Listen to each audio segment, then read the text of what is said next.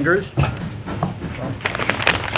Let us pray. Father, we thank you for this day, and we thank you once again for the opportunity to gather and discuss the business of this, your community. We pray a special prayer for those families and loved ones whose homes were affected by the recent onslaught of rain and water. We pray that all of the help is made available to those individuals and that comfort comes real soon. We pray for wisdom and knowledge as we deliberate the cases before us today. It is in Jesus' name we pray. Amen. Amen. Mr. Rabides, if you could lead us in the Pledge of Allegiance, please. I pledge allegiance to the flag of the United States of America and to the republic for which it stands, one nation, under God, indivisible, with liberty and justice for all. Thank you.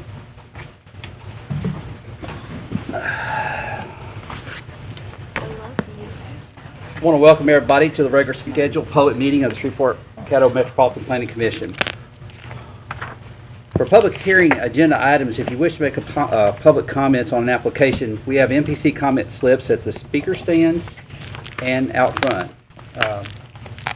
for you to fill out. Please turn them into Miss Mapp down front. For future notification purposes, it's important that you fill out a slip and drop it in the box when you come forward to speak. When you come forward, please state your full name, mailing address, zip code before addressing the board. We will call each case on the agenda in order and hear from the applicant and then those speaking in favor. 10 minutes are allotted for the principal spokesperson and 3 minutes for each additional speaker. We will then hear from those wishing to speak against an application. Again, 10 minutes are allotted for the principal spokesperson and 3 minutes for each additional speaker. One representative of the application then can speak in rebuttal if desired. After hearing comments on each case, the board will then immediately deliberate and vote on that case before moving on to the next case on our agenda. Please note that when the board is deliberating, members of the public are not permitted to comment. Any member of the public may request a copy of the board's decisions on a particular case by contacting our office at 318-673-6480 after 1 p.m. tomorrow, or by accessing our website at shreveportcaddompc.com. For consent agenda items and other agenda items not requiring a public hearing, public comments can be made upon requesting out an MPC comment slip. If comments are requested for a specific agenda item, the chair will offer the opportunity for those comments prior to the commission taking action on the agenda item. All the MPC board decisions are subject to appeal to either the city council or the parish commission, depending on the location of the property in question. Please note that this is your responsibility to contact the appropriate governing body about their procedures as it related to the matter you're concerned with. Copies of this document and phone numbers to contact the governing bodies are available on the table next to the podium and in the entryway to this room. As a courtesy, please remember to turn off cell phones while the MPC board is in session. And I want to offer the commission truly values your testimony and appreciates your compliance with these procedures and guidelines. At that time, we have the minutes before us. Motion to approve. Second. I have a motion by Mr. Andrews, second by Miss Bessie. Any comments from the board members? None. I'll call for the vote.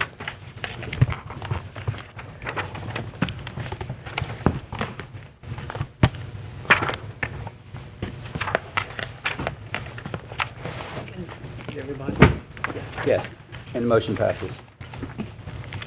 At this time, we'll move into the consent agenda items. Once again, these don't necessarily require any comments from the public. Ms. Mapp, do we have anything on cases 6 through 9? No. No? Any comments or questions from the board members regarding consent agenda items? No requests? Chair will entertain a motion. Mr. Chairman, I move that we accept the items on consent agenda approved as presented. Second. I have a motion by Mr. Andrews, second by Mr. Colvin.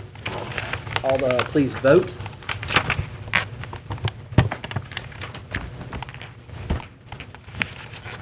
And the motion passes. For anyone here concerning cases number 6 through 9, those cases are now approved. We'll now move out of our consent agenda items to our regular agenda items with case number P216, Polaris Services, LLC. Please remember to state your name, address for the record.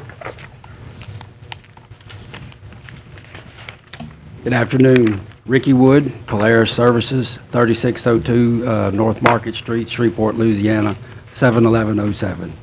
I'm the surveyor on this case representing the owner and be happy to answer any questions. Board?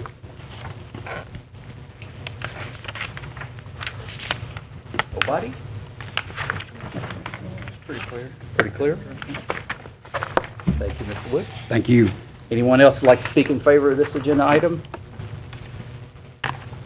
Anyone like to speak in opposition to this agenda item? Comments from the board? Motion to approve. I have a Second. motion by Mr. Remedy, second by Ms. Bessie for approval. Please vote. Wait, now.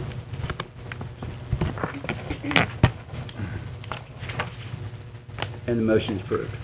Next item on the agenda. Case SP 916 Polaris Services.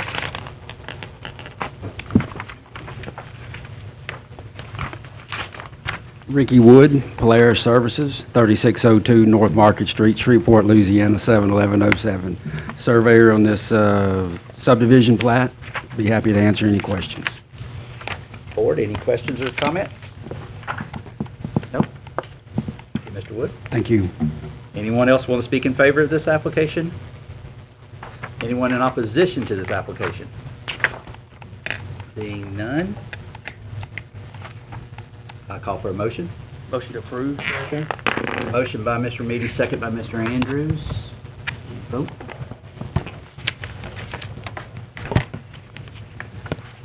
Motion's approved. Next case is SP 1216, Justin Lindsay.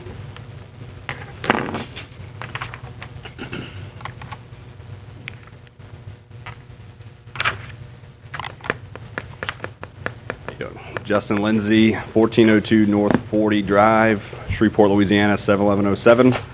And I helped all these people put this stuff in motion right here. Any comments for Mr. Lindsay?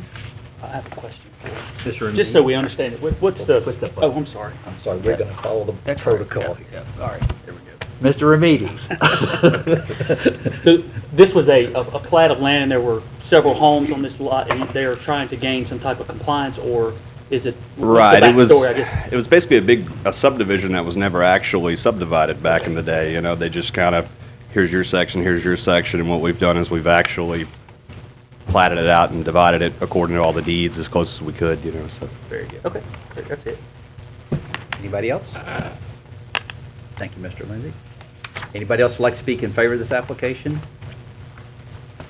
Anyone like to speak in opposition to this application? Board, any comments?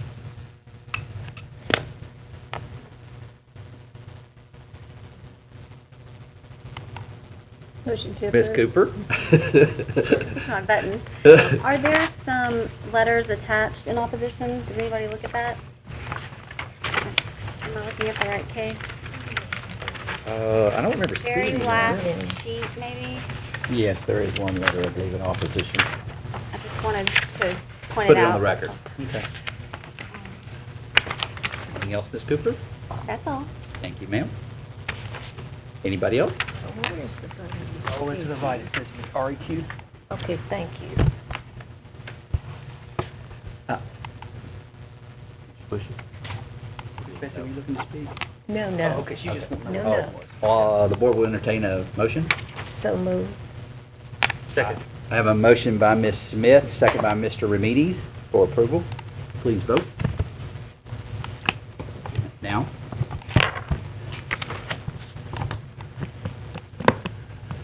Ms. Bessie, try it again. There you go. And motion is approved. We will now move on to the next case, which is case C616, Ally Finier Jolly McClellan.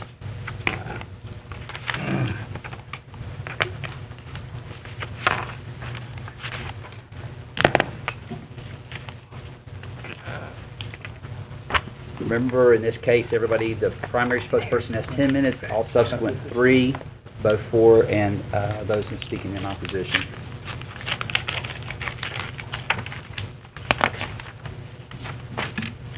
Hello, my name is Mark Snow. I'm with IEA Finner Jolly McClellan, 3003 Knight Street, Suite 120, Shreveport, Louisiana, 71105. On behalf of the Franks Investment Group, I'm pleased to be here to ask for your approval of our I-1 PUD for the 313-acre Greenwood tract that we've presented to you. I want to introduce a few of the other players that are going to in support of this. I have the President and CEO of the Franks Investment Group, Bobby Jeltz. We have from the City of Shreveport, Mayor Ollie Tyler. We have the CAO, Brian Crawford, and Liz McCain, Director of Economic Development. In addition, we have from NLEP, Scott Martinez and Sheena Black.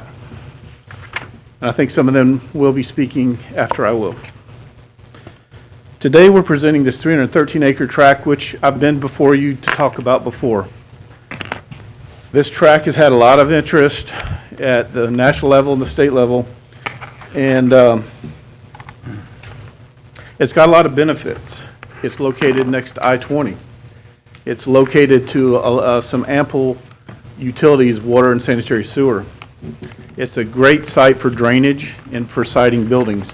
The one impediment that we have in this whole area is its zoning. Whenever we have prospects come in, it's zone RA. That to go for an I-1 or an I-2 zoning slows down the process. And so today what we'd like to do is get rid of that roadblock that we have and get a I-1 PUD. In consideration for that, we're going to give y'all a few things. One, as we did 5 years ago when we were in front of you when Amazon was here, we're going to give a significant tree buffer along the western and northern sides of the property up there. This is a 150-foot wide, dense tree buffer to keep noise and sound from our site from bleeding over to our neighbors. We're going to use, we're going to maintain as many trees as we can, and when we have to add trees back, we're going to use native species. We're going to revegetate this site once we have to clear it for some trees. We're going to include, to hit the stormwater requirements, we're going to have aesthetically pleasing landscaped, either dry or wet ponds, depending on what the owners want to handle the stormwater before we release it. We're going to use energy efficient building practices on our facilities.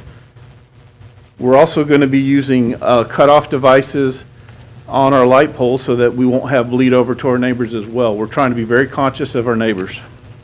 We're going to be doing improvements along Greenwood Road, whether they be widenings for turn lanes or capacity.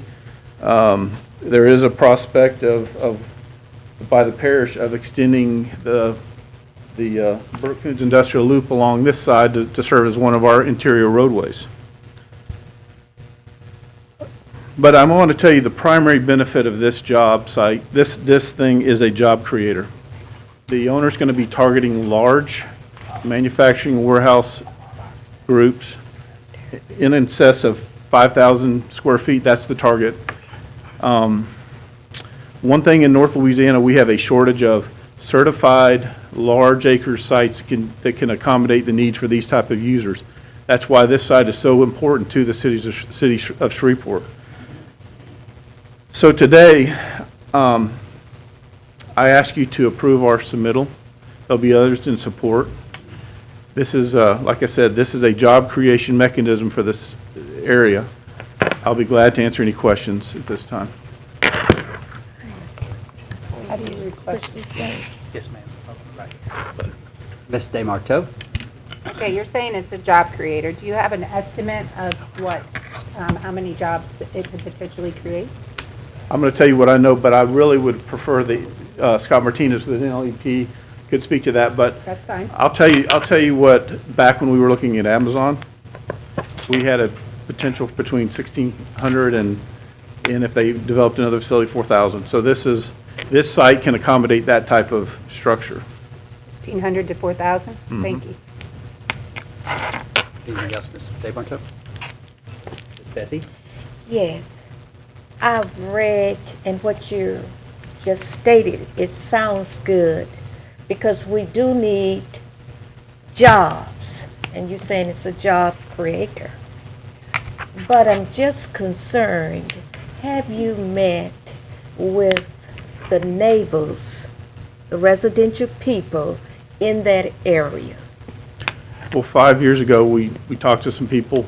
I have talked to some people on this side of the development, but we're just asking for zoning here. We don't have a facility that's coming in. So if I met with them, I wouldn't really have anything more than I could share with them right now. We did meet 5 years ago with several of the key people in the community, and we'd be happy to meet with any of the tenants that, or the adjacent landowners if they would like to talk to us as well.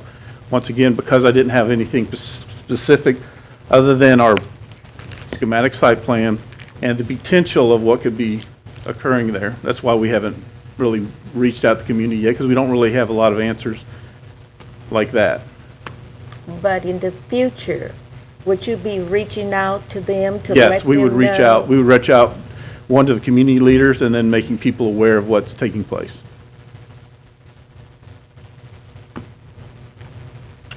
Any other questions? Mike or Mark? Mark. Mark. I want to make sure I had it correct. There are on our normal caseload we see, when we see site plan considerations, it may be 3 lines, 4 lines. There's like a page and a half of things that y'all are going to do, that y'all have agreed to do. And I noticed one of them was the traffic impact study. Well, that was one of the requests. When we get to developing for the facility, because of the size of this, that was really a request by by your staff. They're the ones that have been helping us and shepherding this project along the way, and we appreciate their help. So that's one reason why we have a little bit more than usual, because we've had a lot of discussions with them on this. The traffic impact analysis, because of the size of this project, would be something the DOTD would request from us, and then when we get to that point, we'll develop one at that, when they request us to. Can you specifically speak of what DOTD is already somewhat committing to as far as improvements to their interchanges? I can tell you what they did in the past. If you remember, there was requirements where we had to do some upgrades on I-20, the off-ramps for I-20. There was a the Burt Coons Bridge over I-20. That had just some improvements, and then we had some improvements along Greenwood Road for turn lanes and things like that. I'm not going to say that they were very committed at that time. I would just say if we had a large situation like we did last time, I would feel like they would have consideration as they did in the past. That's my weasel words for saying I can't speak for them. Nobody. We have had conversations. We have had conversations with them and ongoing dialogue about this. Anybody else? Nope. Thank you, Mr. Snow. Thank you. Anybody else like to speak in favor of this?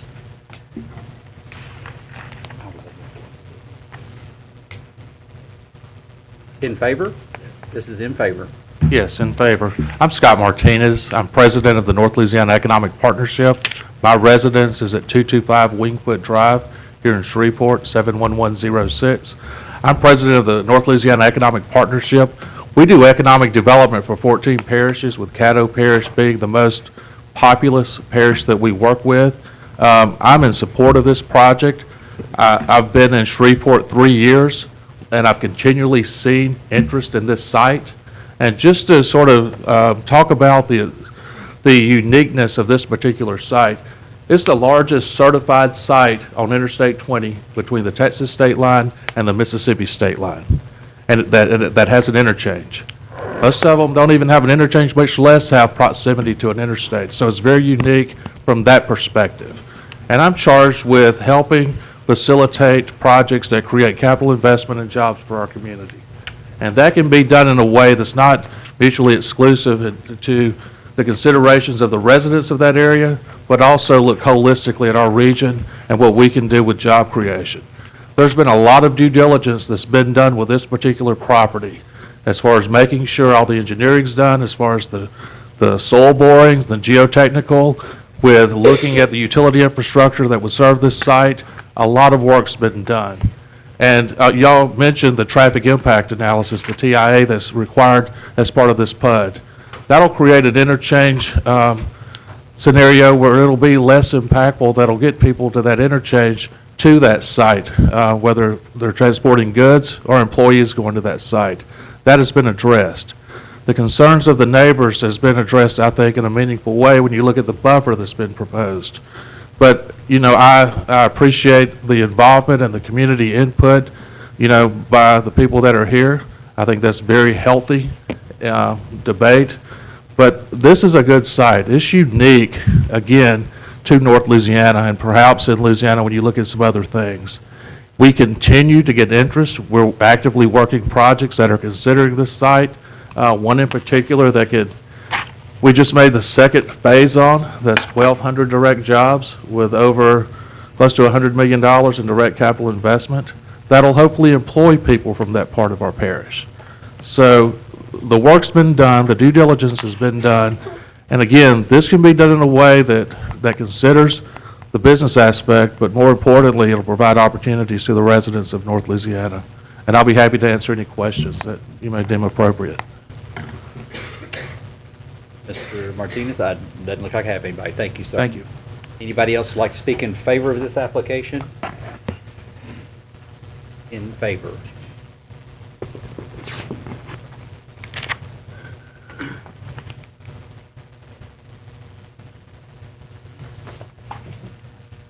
Benny Mae Harrison, 6821 Greenway Avenue, Shreveport, Louisiana, 71119.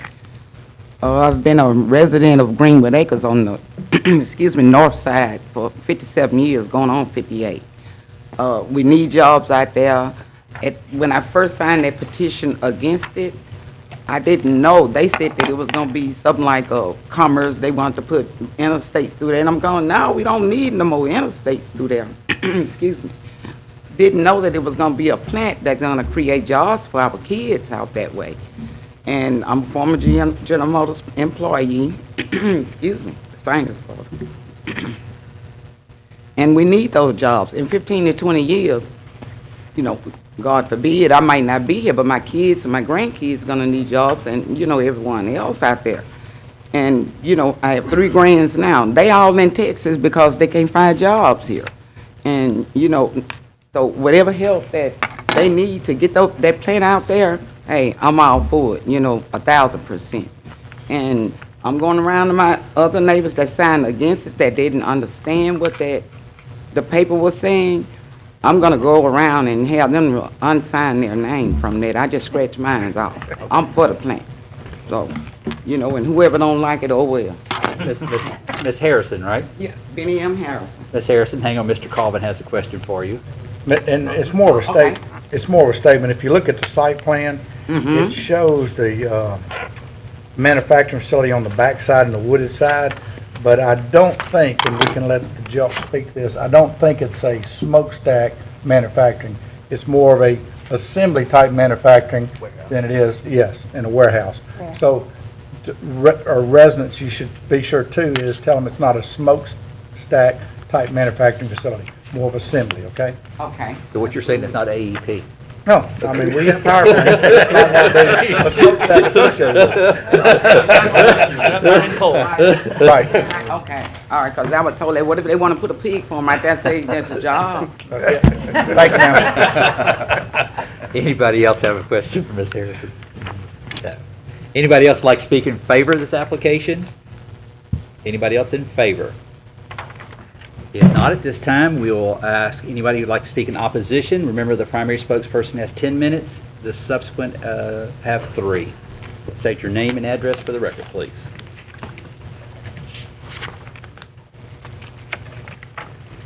Sorry, Dale, couldn't help it. My name is Fred A. Caldwell Sr., 7480 Greenwood Road, Shreveport, Louisiana, 71119. I am here to speak in opposition to this proposed rezoning from Aura A to light industrial, which could eventually end up being heavy industrial. I'm the first to say that everybody that's unemployed in Shreveport and want a job ought to have one. I worked at AT&T for 18 and a half years. Been away from there about 25 years. I'm getting my retirement now, I'm moving on up. So I understand manufacturing. I was a very good employee, did a good job. Got several promotions, so I'm not against economic development. But what bothers me about all this is that people can sit on Ninth Street in ivory-colored towers and make decisions for us in West Shreveport. That bothers me. Why is West Shreveport neglected and Southeast Shreveport protected? We got a problem here. I was here 5 years ago when Governor Bobby Jindal had sent someone up in that same inner loop right there on I-20. They wanted to put a manufacturing concern down in there. When this body here put some restrictions and put some things out there for them to do, they went elsewhere. Now, Shreveport, either we're wasting money or we're wasting time. There is an industrial park down on Burt Coon. Shreveport has several industrial parks. That road down there, two-way, Highway 80, National Highway, is a bad idea to put that down there. Number one, the state doesn't have no money. Number two, nobody ever came out there to talk to us. I think I might be a community leader. I don't know what the woman was talking about an interstate being put through there. That was never stated. The people that came out from us came out with honor. Since the state has no money to put or to widen interstate, Highway 80, right now, those of you that travel Highway, see, first of all, I'm not going racial with this. I sure want to, but I'm not. The problem here in this city, the way that I perceive it, I'm born and raised here. Nobody talks to us. They want to make decisions for us. That bridge on Highway 80, and I've been at Greenwood Acres, I pastored down there, been down there for 34 years. And this is what I know.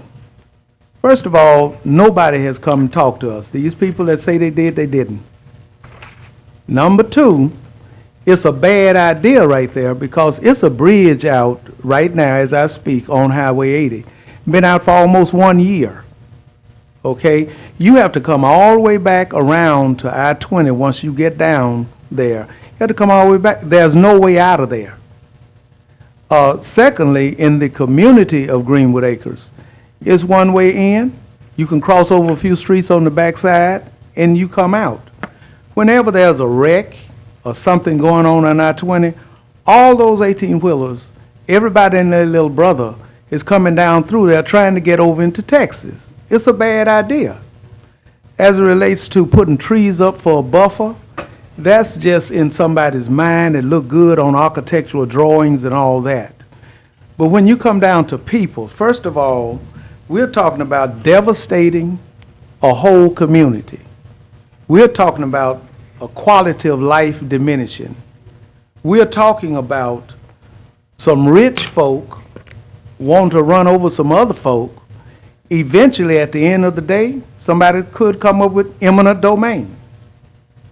So we faced this thing before at our church up on North Hearn Avenue when they wanted to put a rock crusher up there, and they're still working up there without a permit. This city really needs to decide what kind of city we're going to be. We keep coming down here for the same thing, like we don't have anything else to do. I think the last time we were here, there was a plan somewhere in place that came up talking about the rock crusher right there on North Hearn up from our north location, Greenwood Acres Church, being a bad idea, does not fit in the overall site plan. So what is this? I think the city fathers need to decide what kind of city this is going to be. heavy industrial stuff, light industrial stuff, and this is a madhouse when you look at all of these things that could go in there. My goodness. This is devastation. Nobody's going to handle this in Broadmoor. Nobody's going to handle it in Southeast Shreveport. Nobody's going to handle this on Ellerby Road. Why dump this stuff over here? Greenwood Acres has made meaningful investments, millions of dollars, to bring this community up to where we think it needs to be. We have elderly people there. We have school buses going down through there. Right now, if they had a wreck right at that intersection, just like they did the other night, it took me an hour to get out of there because the bridge is closed on the other side.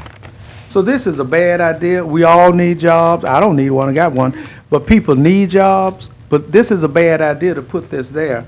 So I'm totally against it. It's a safety hazard. It's a quality of life issue. It will kill Greenwood Acres community.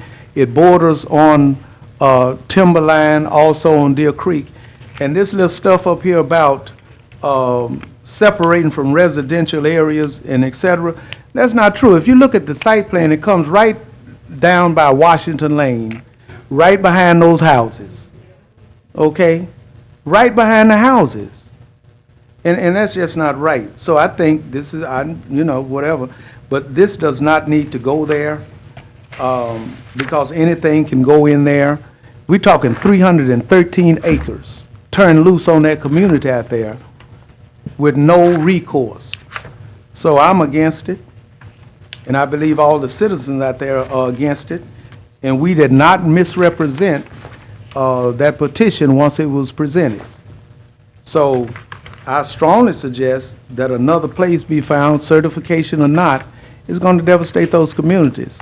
And I think another place should be found. If Shreveport has industrial parks, yes, located against I-20, it's a dead end for us out there. I've been out there 34 years. This is a bad idea. And those 18-wheelers have no respect, not even for those of you that's sitting up here. It's just a bad idea. So anything and everything can go in a lightweight industrial zoned I, and they come back later and something else going in there. You can put, a chemical plant, you can put, you got the list right here. It's just a bad idea. And trees ain't gonna stop it because we got elderly people out there that need their rest. We got young kids out there. I'm looking at the clock too. We got people out there that do not need to have this, and I certainly do not, as a pastor, need this situation out there. And the state has no money. They're now taxing prescriptions, so that's not going to happen.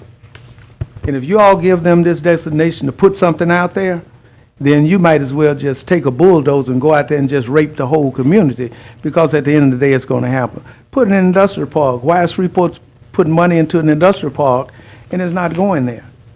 We've set back. We got a dog park. Now we got everything except the right thing.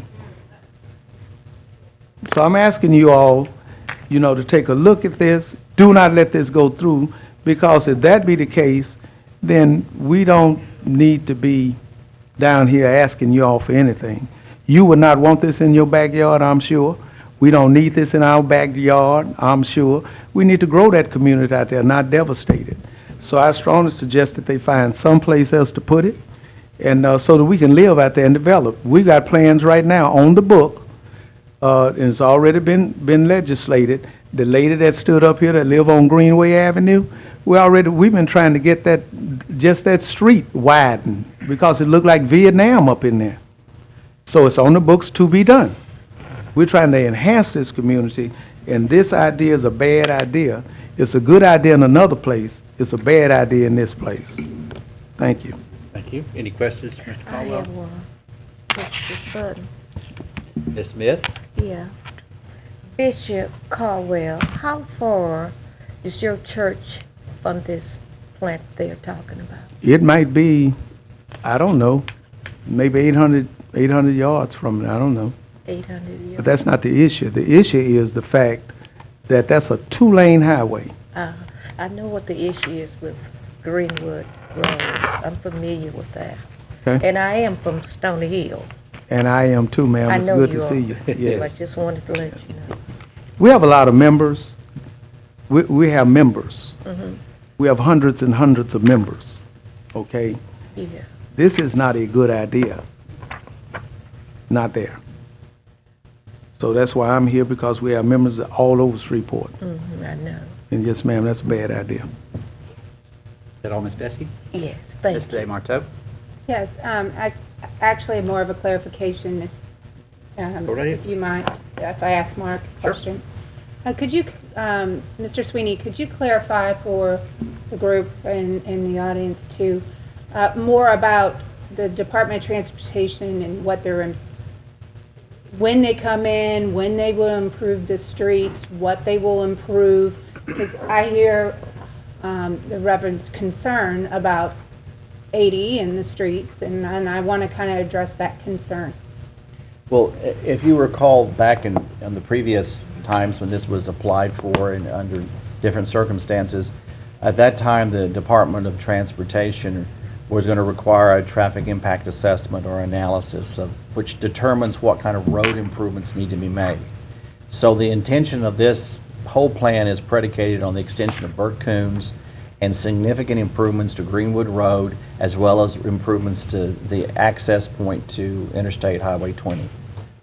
So all of that would be triggered as far as whenever the Department of Transportation would require an assessment of what the impact would be once the applicant, which is Mr. Jelks, finds an end user, that is someone who will actually buy or lease a portion of this property to actually build a facility, whether it's a warehouse, distribution facility, or a manufacturing plant. Once that's determined, they will be required to submit what I call a final site plan for that portion of the property. Because what you're looking at today is a preliminary site plan. It doesn't have quite the detail of a final site plan, but more of conceptual concepts than what you would have in a detailed site plan. When they come in to our office at the MPC and ask for final site plan approval for their specific project, we know who it's going to be and how many employees they're going to have, how much parking they're going to require, and all of that kind of information, that will trigger immediately the need for what we call a traffic impact analysis. And the Department of Transportation will require that, and then will require the applicant to provide improvements to the road system. Now, some of that road improvements may come through the parish itself. The Caddo Parish is being pursued to do some of those improvements, but other parts of the improvements will probably fall back on the developer themselves. So all of that would be triggered at that time. So in other words, no development will occur until that assessment is done, and it'll be done at each stage of the site plan approval process. Okay, let me ask you a question. I keep hearing about the extension of Burt Coon. Burt Coon dead end at Greenwood Road. It dead ends right there. It has no place to go. That mall is sitting right there. So there's no place to go. And anybody talking about putting a red light right there might as well put Band-Aid on cancer.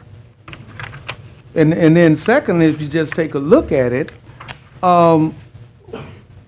I think we're trying to put the cart before the horse right here. Why give somebody a zone I, then come back and talk about it? We don't want them to have it, because there's too much can go in there, and this is nothing but devastation. So coming back, trying to widen Highway 80 after a zoning thing has been given them, I think is backwards. And I don't think that it should be done that way. I think that, I don't know how many of y'all have gone down Greenwood Road lately. You can't get to Kelly's truck stop. It is impossible. So we got members coming all the way around to go all the way. But, you know, here we go. So who cares about our travel? Who cares about what we doing? I hope you all do, because this is a bad idea. So I'm suggesting that this does not happen right now. They can do all the study they want to. It's still a 2-lane highway. And it still wants an 18-wheeler, and they're very rude. The other night, just to get out of there, I had to get to the other side of the road following a dually truck in front of me that was bold enough to go out, and I got behind the dually truck. And then it took 30 minutes to get a half a block. Bad idea. Anybody else? Bad idea. Thank you, Bishop Caldwell. And thank you, sir. Thank you. It's a little bit out of normal protocol, but we normally do it at the end. But all those, I'm gonna take the chair's prerogative on this. All those in favor of this application, please stand. We want to get a head count. So if there's somebody has to leave, I don't want to miss anybody. Sandy, you got it? Okay, thank you. And all those in opposition, would you please stand so we can get a head count?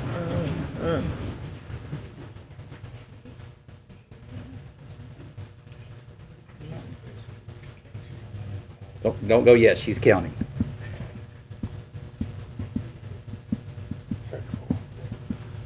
Thank you. Okay, next, it would be anybody else would like to speak in opposition. Remember, you have 3 minutes, and if you'd like to add any additional information to what Bishop Caldwell or any different Mr. Chairman, perspectives as question well. before this person speaks. Yes, I have permission to ask Mr. Sweeney a question, please. yes, you may. Mr. Sweeney, as we go through this process today and we talk about all of the things that we're talking about, if perchance this group where we're sitting today gives this particular request a green light, what is the next step? Once the Metropolitan Planning Commission Board reviews this and makes a decision, let's say, assume they approve it. If they approve it, and that would be both the preliminary site plan and the zoning request for I-1 PUD, the next step is to go to City Council. This automatically will go to City Council. There's no need to appeal it. The City Council will make the final decision on whether or not the zoning and the preliminary site plan is approved. So whether it's denied, or whether it's approved or denied, of course, if it's denied, it could be appealed on to the City Council, but the reality is if it's approved today, it automatically goes on to City Council for their consideration. So remember that if you speak today, you'll get a chance to speak later at City Council. So that opportunity is open to you, it's just to be very clear. Thank you. Okay. Thank you, Mr. Chairman. Anybody else in opposition? Please make sure you state your name and address for the record, please. Hi. My name is Rhonda Phillips Sanders, address 4103 Calderwood Drive, Shreveport, 71119. As a homeowner, I am in opposition to the land in question to be used for commercial use.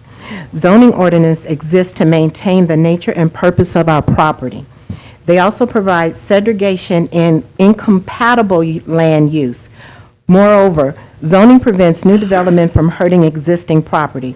As you know, as a zoning board, commercial use in this land will be infringing on our privacy and will cause increase in traffic, as it has already been stated. Study shows that where there's more traffic, there's more crime rates. Look at the noise factor in a residential community. As we have elderly residents, that's already been stated, we are there because we desire to be there for a better form of life. Those that are in favor of it, I have a question. How many of them live in that community for over 10 years? You know, a lot of times people come into the city of Shreveport with really, really good ideas. But those of us that are here with ideas, our ideas don't even matter. We're here, we pay our taxes, we don't have a choice in paying our taxes, but we do have a choice in what we want in our community. And as I stand here as a resident of Timberline, along with those of Greenwood Acres and Deer Creek, we are in total opposition. I am also a member of Greenwood Acres Full Gospel, and I know it is a challenge trying to go to church on Sunday evenings as well as go out to the ministry during the week. So I am asking you not to approve this. Hang on, Ms. Phillips. Any questions from Ms. Phillips? See any? Thank you. Thank you. Anyone else? Good afternoon to everyone here. Pull it down. Pull the mic down, please. Name Good and address, afternoon please. to everyone here in recognition of the committee here today and everyone present. My name is D.M. Davis, and I'm not a resident of the Great Shreveport, but I conduct business in the Greenwood area every weekend. I have fellowship at the Greenwood Acres Full Gospel Baptist Church for about 3 years now, and I've torn up 2 vehicles from potholes going, you know, on I-20 and then going down Greenwood Road.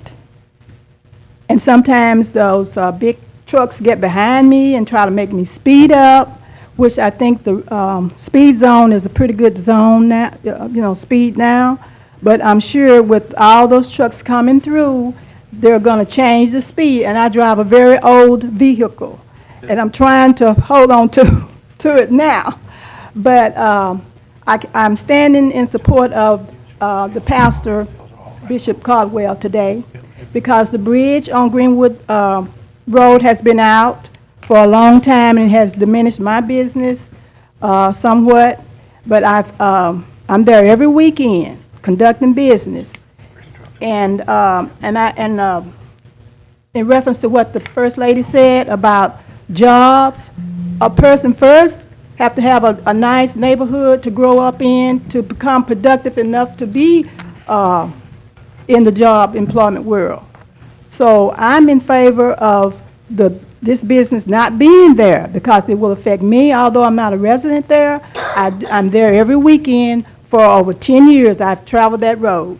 So I support the pastor here. Everything that he said, I support. Thank you. Any questions for Ms. Davis? Oh, any questions?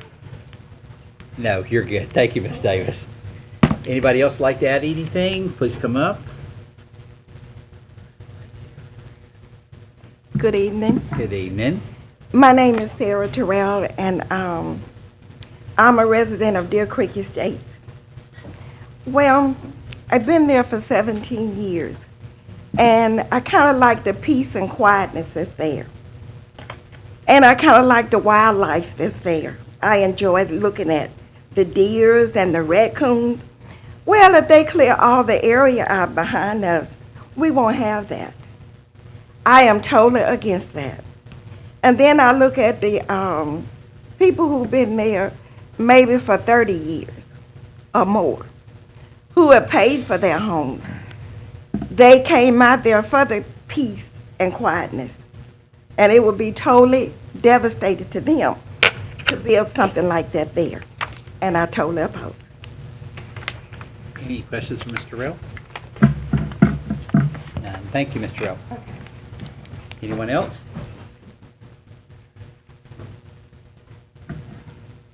Good afternoon. My name is Betty Davis, 3902 LaRue Street, Shreveport, Louisiana, 71109. I'm speaking on behalf, I was a retiree of General Motors also. I've seen a lot of people lost their lives right there in that circle where interstate, coming off the interstate, going on to Burtcoon. I don't see no way that you can widen that road in any kind of way. All of the businesses is right there on the street itself, on the road, on Greenwood Road itself. There's no way that you can widen it. So I can't see how you're gonna say that you're gonna be able to come in there and widen anything out, because it's impossible. I went to General Motors for 26 years, and I've seen so many people lost their lives just in that circle itself by 18-wheelers and people running off the roads and hitting each other. So my question to you, why would you want to bring that into our neighborhoods when all that land that General Motors left out there, all that land that no one is using, why can't they go in those areas and bring up an industrial? Why tear our neighborhoods down? This is where a lot of us retiring from. General Motors left a lot of us broke up here too. But in the same token, I'm standing and opposing the whole idea you're bringing this in our neighborhoods. Old people like me want to retire and die in peace. This kind of thing is not going to bring nothing but destruction in our neighborhoods. Take in consideration that all this land that Louisiana has, all the land that Shreveport have, why can't you find it somewhere else? Why do you have to bring it in our neighborhoods? This is not right, because I'm quite sure each one of you wouldn't want to wake up and hear bulldozers in the backyard at night when you sleep. We are people that done retired and worked hard for what we have, and we don't want to be destroyed by other people coming in, not having no respect. That's where a lot of robbing and killing comes in at, when you're bringing in strange people in your neighborhoods. And these people want to rest peacefully. I live off of Greenwood Road also. And I'm just speaking on behalf as a person that retired from General Motors too. Yes, I want to see Shreveport grow, but why can't you find other lands besides bringing it into the neighborhoods? Yes, I'm a member of Greenwood Acres, Full Gospel Baptist Church, but in the same token, I've seen so many people lose their lives, and I wouldn't want to see this happen even more so once you bring all these more and more 18-wheelers in, where they got to use that circle, because it's only a 2-lane. It's only a 2-lane. Why make it complicated and difficult for those that are trying to live a peaceful life?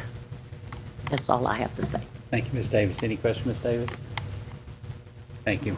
Anybody else like to speak in opposition? Chairman. Yes.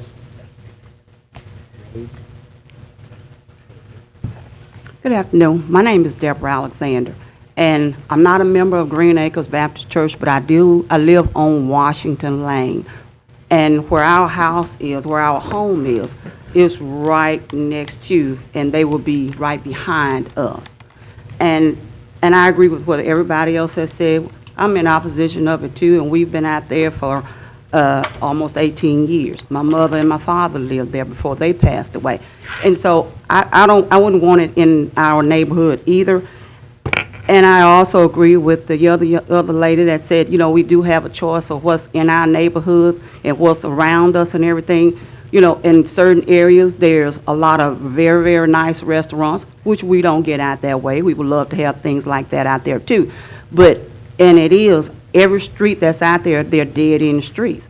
And it is only one way in and one way out. When ambulance and things come down through there, how's that's gonna help us that's in the neighborhood? And they may not can get to us because you got all of this traffic that's out there. And I agree with everybody else what they said about the trucks. When they're on the road, when there's accidents, we can't get in our neighborhood. We can't get out of our neighborhood. We have to sit and wait for sometime 15, 20 minutes, just like Bishop said. And like I said, but I live right where they're planning to put all of this. And I'm concerned about it. All of my kids are grown except for two. Hopefully, the Lord say the same. They'll graduate in a couple of, or in the next month or so. But I do have grandkids, and I want our area to stay nice. I want it to stay quiet. Even though the gas things that they put out there, and they said the same thing, we didn't sign for that either, that they were going to be quiet, but they're not. In the middle of the night, 2 or 3 o'clock in the morning, you can hear the things going off right there where the tire place is. You can hear when they're working, but it's in the daytime. So all of that traffic that's in and out of there, and where the street used to be, Monique Renee, right there, it is right next to where Washington Lane will be, and it will be really devastating for our area to get whatever it is going to be out there. I'm all for progress and for jobs and things like that, because I have young people, like I said, getting ready to come out of school, and I hope they, you know, be successful in life, which we've tried to teach them. But that's something that, like I said, everywhere else they have so many areas that they can put these things rather than right behind my house, right behind our house, right behind where our neighborhood, I'm Washington, right behind where we live, all the noise and all the different things. Please consider us that has lived out there in that area, in that neighborhood, for us that live out there. That's all I have to say. Yeah. Any questions for Ms. Alexander? I can't see that. That's why I have to look that way. All I have is the speaker queue. Who wants to speak? So thank you, Ms. Alexander. Anybody else who would like to add anything new in opposition?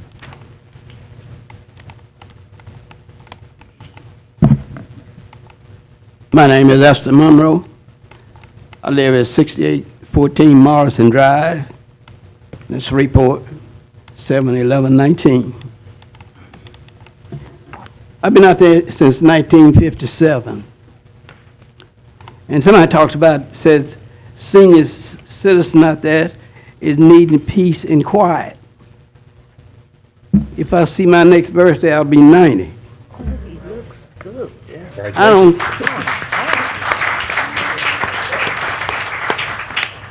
I don't think I need to be putting up with any more noise, pollution, traffic jam, accidents.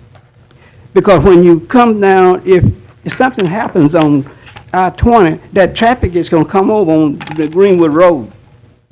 And if anybody has an emergency to get out of there in a hurry, he better have a helicopter or a plane, because you won't get out.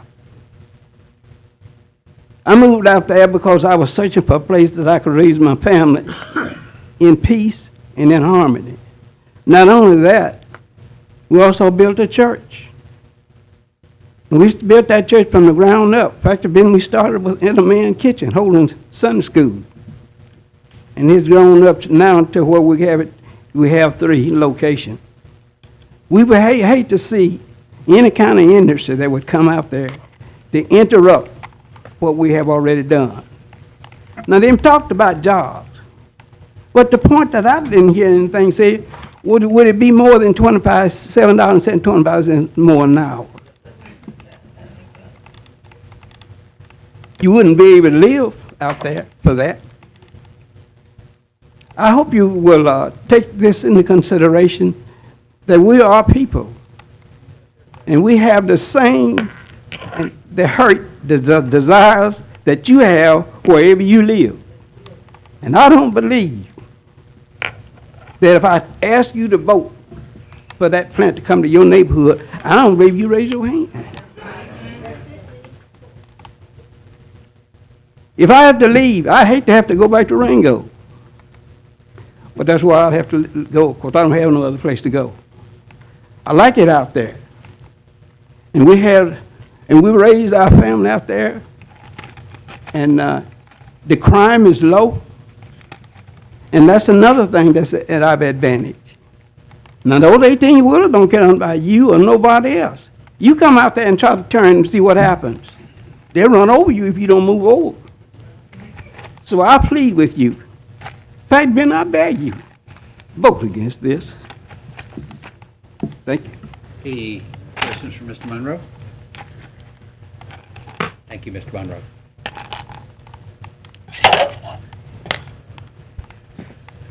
Anyone else would like to add any new information? Good afternoon. I'm Kenneth R. Epperson Sr. I reside at 3822 Treat Drive, Shreveport, Louisiana, Timberline subdivision. I'm here to speak in opposition to this request, not only as the Caddo Parish Commissioner for District 12, but as a resident of Timberline subdivision for 13 years, as well as being the president of the Timberline Homeowners Association, and working in conjunction with 13 other homeowners associations within that area. Just to give you, I would like for one thing, the ones that stood in support, would you all please stand again? Mr. Epperson, we can't do that. I can't ask them that? No, sir, you can't. And we've already recognized them, so. Okay, well, can I ask them if they live in that area, raise their hand? No, you have to address the board. Well, can I ask the board, is anyone? Well, okay, all right. But I appreciate it. So. Give you a little homework.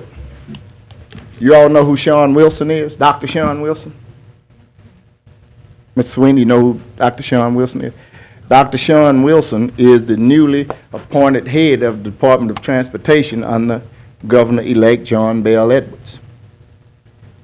Dr. Sean Wilson interviewed me during his dissertation relative to transportation issues based upon my 21 years of experience in parish government, as well as an executive board member of the Police Jury Association, which highways, streets, and drainage are a #1 concern of that entity. Dr. Wilson spoke at our 92nd annual convention that was held here in Shreveport last week, March the 3rd through the 5th. Gasoline prices are low. You know how we fund transportation development? Gasoline tax. We are in dire straits, ladies and gentlemen, so don't think you're going to get anything as far as extending Highway 80 or the industrial loop. Also, Mr. Kirkland respectfully met with everyone involved before he left relative to this situation when Amazon was coming here.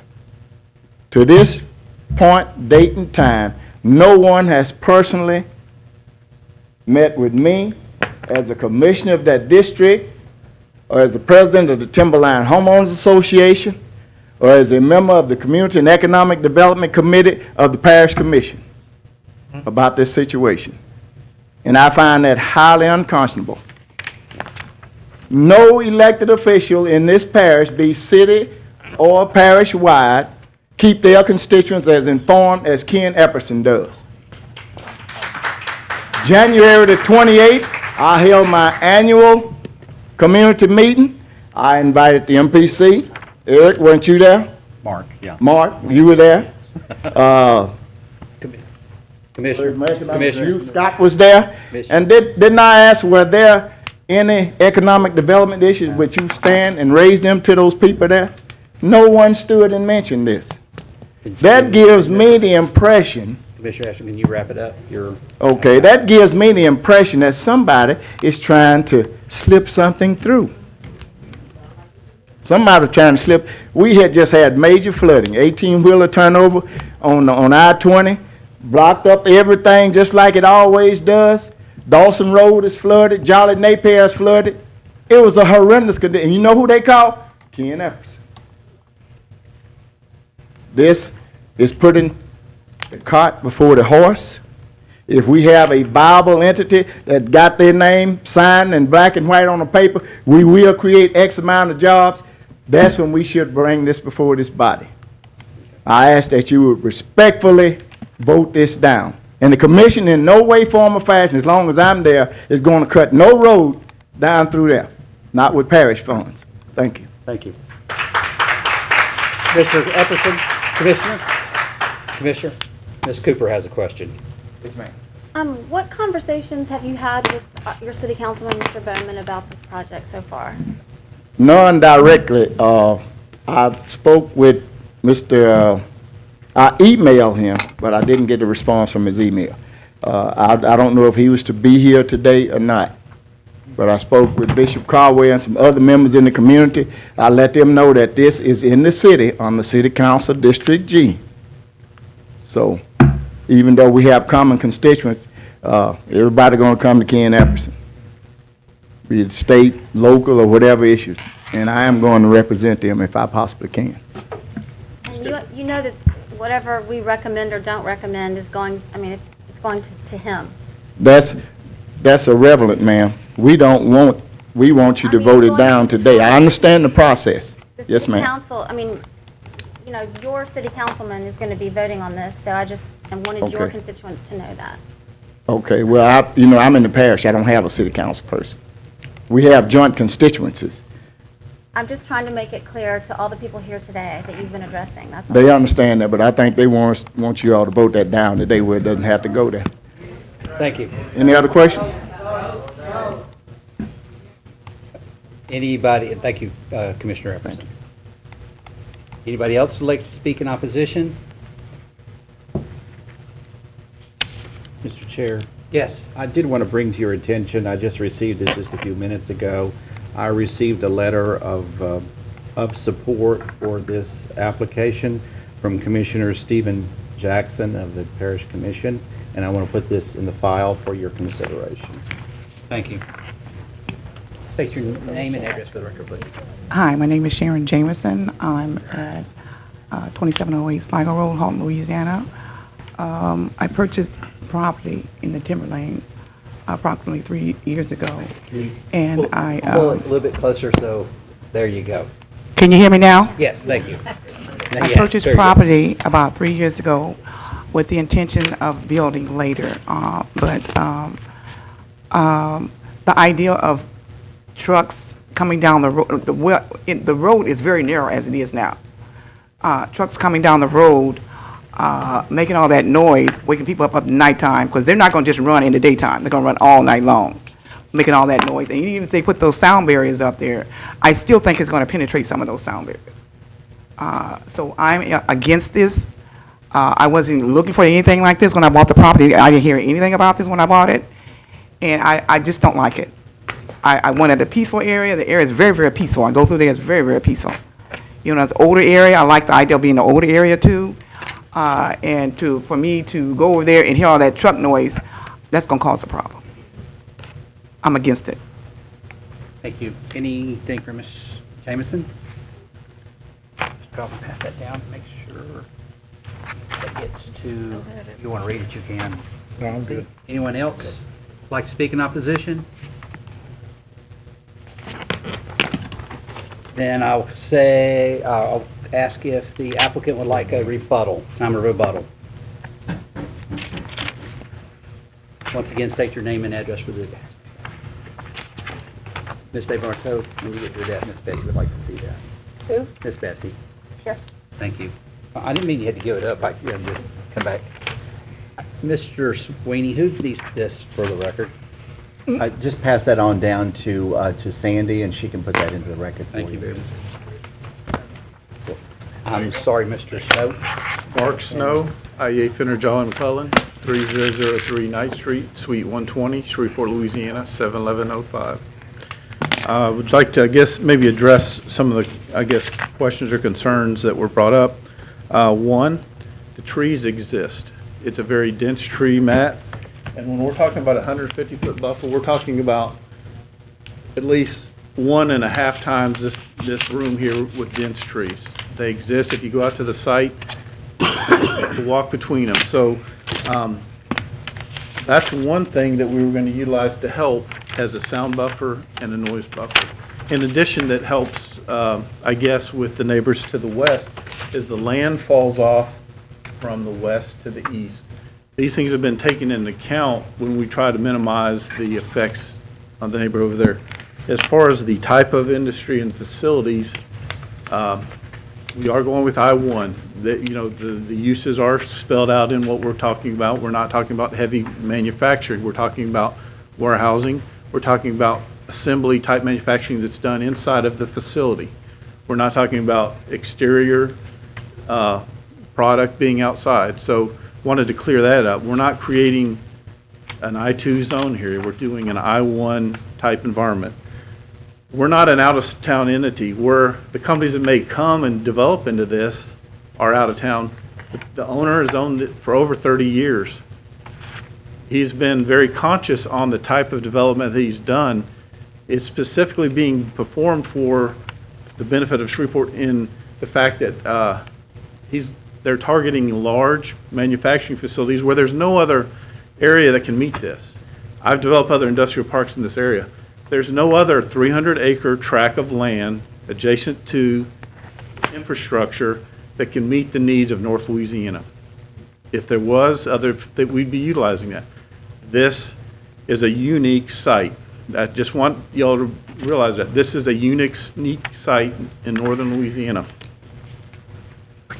As far as Highway 80 or Greenwood Road, the primary access way into and out of this facility would occur off of Burke Coons, I-20. There would be improvements along this corridor. I understand that the existing roadways would be widened and to accommodate turning traffic. As you have turn lanes, or you widen it so that when trucks or vehicles are turning off, they can go into the turn lanes, get out of the way of traffic, and it also gives us some stacking ability. That will be studied with the DOTD approving it for the improvements in there. The primary means in and out would be from the I-20 corridor, not north and south on 80. I'm not saying there would never be traffic there, because if you have residents coming from those subdivisions, they would be using 80. But that's one of the primary areas. There's already existing right-of-way from the eastern portion of our property from the southeast to the middle portion of our property already for an extension of the Burke Coons industrial loop. This was planned many years ago. So the right-of-way already exists for that extension. So I just want you all to be aware of that. There's also other industrial uses adjacent to our facility. The industrial I-1, there's other industrial uses in this area. I want you all to be aware of that. It's not all residential. There's some industrial uses up and down Highway 80. So I just want to let you know that the people that are developing this are trying to do a high-quality development for jobs creation in Shreveport. They've taken special consideration or to make it one of the few certified sites in the North Louisiana. This is a unique site. Otherwise, this could be, I would like to point out, if we came in here and made this a heavy residential area, we'd be putting as much or more traffic on it as we would putting a warehouse in here. So if we decide to develop another way, it's going to have a traffic effect on 80. What we're planning on doing is we would have the improvements that the DOTD deems necessary to accommodate for our traffic. So we are going to accommodate for the traffic we create into this facility, because not only being a burden to our neighbors, it would be ineffective for a manufacturing or warehouse facility not to be able to get your vehicles and your people in there. So we will accommodate for that type of traffic. So, anyway, that's all I'd like to say. No, hang on, Ms. Cooper? Yes, Mr. Snow, it's Snow? S-N-O-W, Okay, correct. Snow. You mentioned Burt Coons and the right-of-way and all of that, and that has Yes. come up before. An earlier speaker said that there was a dead end. Can you explain a little bit more about that right-of-way and how Burt Coons can be improved and allow more traffic? I don't really think anybody understands that. Sure.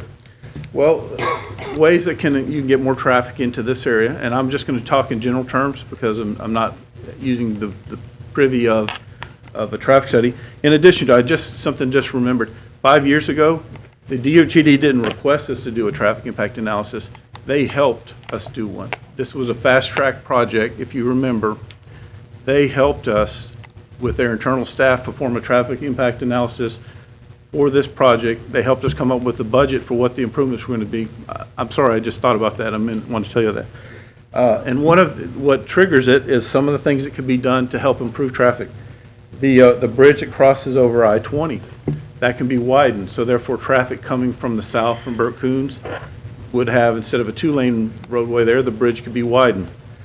It was going to take some geometric changes, but the off-ramps and the westbound ramp from I-20 going to this facility can be widened. It could be widened to a 2-lane off-ramp to give you more storage. The same thing could occur on the eastbound traffic of I-20, right here. You basically would widen that to accommodate turning movements into our facility and to accommodate stacking of traffic. Because, if you have facilities coming from the west, they would exit here, have to take a stop and go to the left. Those conditions were looked at 5 years ago, and we would continue to look at them based on the traffic that we would generate. As far as our involvement, we would be widening and improving Greenwood Road to accommodate for our turn lanes, to allow left and right turn lanes on there, to allow through traffic to continue through there. So we're not talking about leaving it the way it is. We would talk about bringing in appropriate roadway widening, lane improvements, and we've shown that in our PUD documents to the MPC, just hypothetically. And what we'd specifically do once we get the known exact traffic, the traffic study would be done, and the improvements would be brought before the MPC and the city engineer for their approval.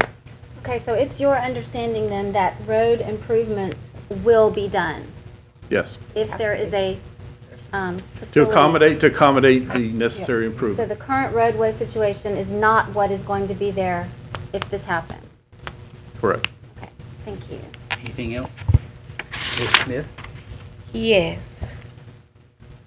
And I keep hearing you, but I'm very concerned. I've heard you brought up the MPC, and I'm assuming the staff, Yes, ma'am. city engineering person, Mr. Westman. I hope I got his name Robert correct. Westman, correct. Exactly. But I'm still wondering about the neighborhood. And I do know, I don't live in that area, but according to documentation, they meet monthly. And that's according to documentation. And collaboration, partnership, and communication is very important. And I'm just wondering, you keep saying about a unique site, all of this good information, but I'm just wondering why you didn't take the time to meet with the citizens in that area. I'm just wondering. This is me. You don't have to applaud. I'm just thinking about what happens in our area. I live in Stony Hill, and I like to stress that. But nothing comes into that area without them collaborating, partnershiping with us. And that's the only thing I'm concerned. Yes, ma'am. Thank you very much. I'll visit with my ownership.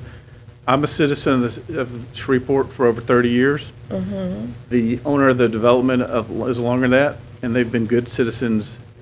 So they understand communications. I'll bring that back to them, and because I'm representing Please them, do.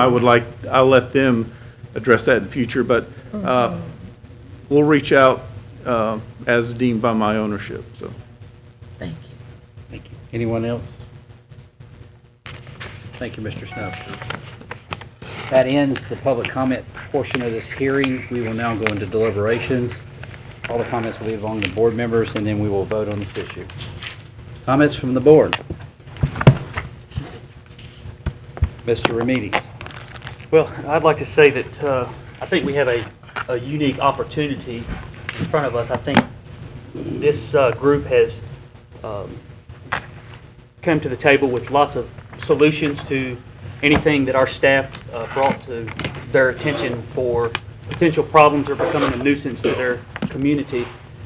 But furthermore, we have someone willing to invest, close to $100 million in our community, create property taxes, create jobs, and all of the trickle-down effect from that. And I understand that some of the folks would be maybe not happy about it being, in their backyard, but when we have those same families that are affected by jobs that are maybe unemployed now, and we talk about the downturn of our community, but when our jobs leave us and their children and grandchildren, like the one lady said, that are leaving and going to Texas because they can't find a job here, that's when we start to see increases in crime and increased, the comment was made about the terrible condition of the roads and the state was broke.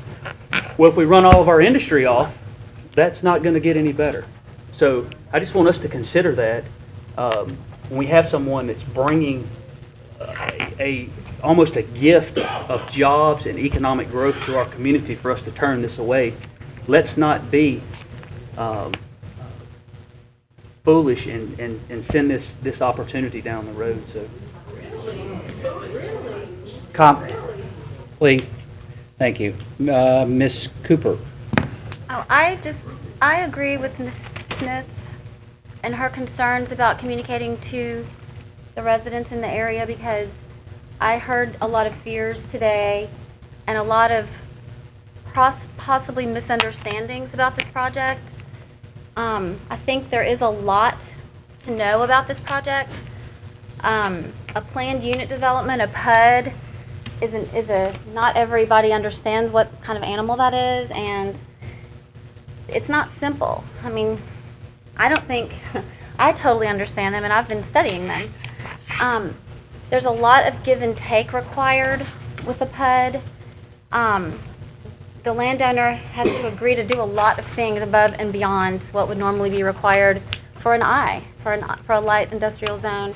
And those things are very significant, and I just, having heard the opposition speakers today, do not think that they are aware of what he's doing and what is planned. And I think it's unfortunate that we've gotten to this day today and they haven't learned that and that they don't have the insight about the project. But so I agree that I think Ms. Smith has the right idea that needs to happen. I think there's been a lot of vocal people who might have been, creating some fears that don't need to be there. I think education and information is what needs to happen in this case. I think a lot of the fears and anxiety about this project are probably going to be resolved once there's some meetings with people. I have no other board members on my queue, so the chair will entertain a motion. A motion to approve. I have a motion by Mr. Remedies. Do I need a second? With steps. With the stipulations as recommended by staff. I need a second. Second. Second by Mr. Colvin. Please vote.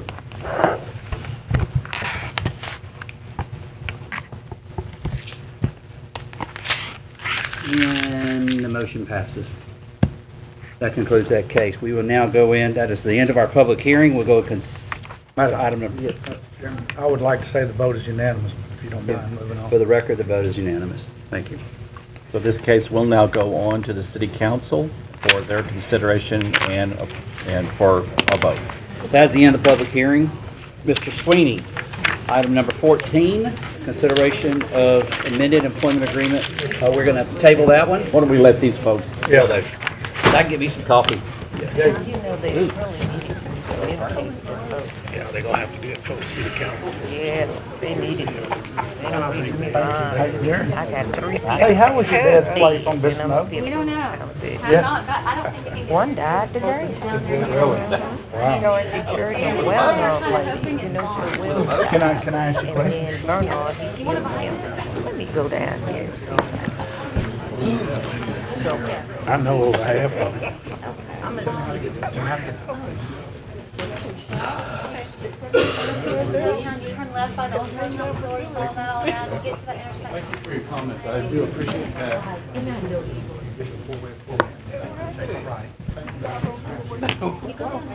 Good job. My friend? Oh, no, sir. You I think the ball is in the city council. That's what the Blood Fest is. That's good, that's good, that's good. We're not. Have a very good time, you and your girlfriend. Unpaid the colonel. Really I actually speak in personal testimony. Right in there. Right of it. Your friend's gonna make a displacement. Yeah. That's So right. I won't Had get to to see move him till because of a next. road had to be put in. I'd really be excited. Westwood That's Elementary. Celebrate twice. You know where the road is on That's Timberview? good. That was my house. If I have to tell him about the lady he's dating, I should tell him he has a purge. They only made one like his commission. Yeah, they broke the mold with me. Some people don't appreciate it. Yeah, we don't want I'm a opinionaire. The guy that owns it, 640 acres. Yeah, that's right. But you know, Study it. All right.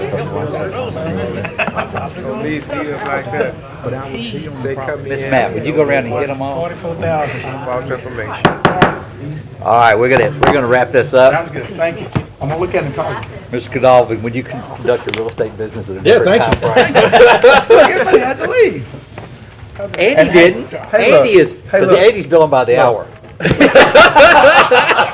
He's the only one in here. Vincent, real quick, the next time his lights go off and he calls me Uh-huh. and asks about them smokestacks and generators, We didn't want to call it.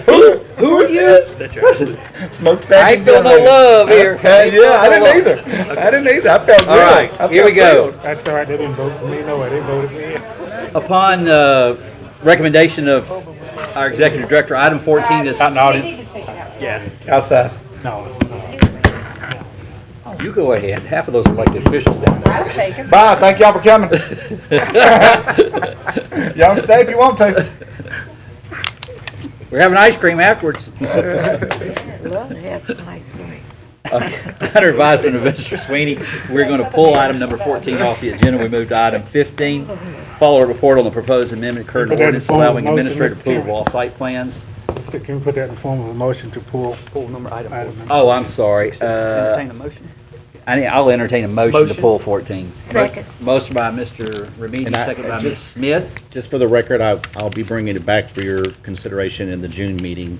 Very good. All right, very good. And we're voting? Do we have to All vote? in favor? Yes, got to vote. What are we doing? Removing item 14 from the agenda. Well, and putting it, it'll be back on the June agenda. What item? I don't remember. That's consideration of the amended employment agreement with Mr. Sweeney. What we're going to do is we're going to cycle this back through the executive committee for their review. And I would, for the record, Dr. Pennywell, you may have been. Need a vote. Need a vote. but for the record, I want to be sure that since we're looking at some of the changes that we'll discuss in just a few minutes, that it'll be introduced at least 2 weeks to the board, either via email or, Sure. you see, instead of throwing it in front of everyone I that meeting, because promise we you, talked about not doing that. I promise you I will. I just wanted to make sure that we're consistent and clear with moving forward. I'm real sensitive to that. Very good, thank you. And the motion But we know passed. it's on there. It's on there, and you've actually yeah. seen it, and I've given it to you, but what other tweaks may be made by the executive committee, I would need to forward those changes. Very good. Very good. Okay, Number 15? number 15, follow up on the report on the proposed amendment to the current ordinance allowing for administrative approval of site plans. We kind of had some discussion back and forth on this issue. It was lively last meeting. Yes. Lively, I think that's a good word. Passionate. Yes. So I don't know that we need to beat a dead horse, but it is on the agenda, so. And what I'm actually asking for on this agenda item is whether to place it on the April 20th agenda for your vote, for your review and approval, because I gave you an overview and we talked about some timelines and all that. issues. And if you want me to make this amendment, I need to place it on the April 20th agenda, and that's what this request is for. Motion to ask the executive director to place that on the April agenda? 20th agenda. April Second. 20th agenda, okay. Second. Motion by Mr. Meady, second by Ms. Bessie. Please vote.